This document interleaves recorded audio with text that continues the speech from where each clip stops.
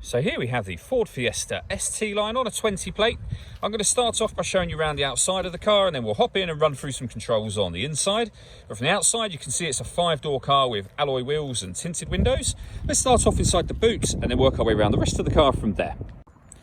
As we approach the back of the car, you'll see we have plenty of boot space along with that 60-40 split folding rear seat, should you wish to increase this space even further. Okay, so we're just about to work our way around the front of the car, and then we will hop in and run through some controls on the inside. But now that we've done a full circle of it, you can see it's in excellent condition the whole way round. Just briefly before we climb in, I think it's well worth seeing the interior from this exterior point of view. There's plenty to run through on the dashboard, so let's hop in and we'll do that now. Okay, now that we're inside the car, we're going to start with the dials. On the left-hand side, we have the rev counter, and on the right-hand side, the speedometer. In the middle, you can see the fuel gauge and coolant temperature gauges. Above that, the total miles for this car, which are 3,135. We have a digital readout in the central section you can see just there. You can change the information displayed there with a button on the steering wheel. So we have fuel economy information, for example. Then we have your audio, telephone, and navigation information. And then eventually back round to the beginning again. And the button that I was using to do that is just here. We've then got stereo controls and phone controls beneath that. Stereo controls continue on the left, along with cruise control and speed limiter. Over in the center, we have the touchscreen for the car. We're on the radio menu at the moment, or the music menu. You can see there we have AM, FM, and DAB radio, as well as Bluetooth audio, so you can stream your music wirelessly. On top of that, this car's got 2 separate USB inputs, so if you plug devices into those, they'll appear up on here as further options for you.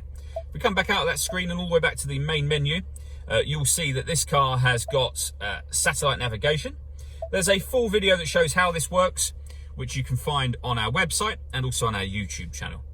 To pair your phone, in order that you can make and receive phone calls and use Bluetooth audio, search for your vehicle on your device and select it once it is found. Just follow those instructions and the instructions that come up on your phone as well.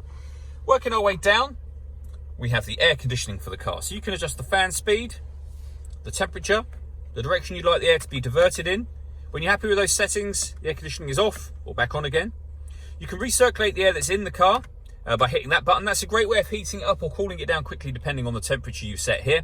You can turn that off whenever you like. With a heated rear screen and a proper heated front screen. A 12-volt charging socket on one of the 2 USB inputs I mentioned a moment ago. A 6-speed manual gearbox. And then these buttons just here. So you can turn eco mode on and off.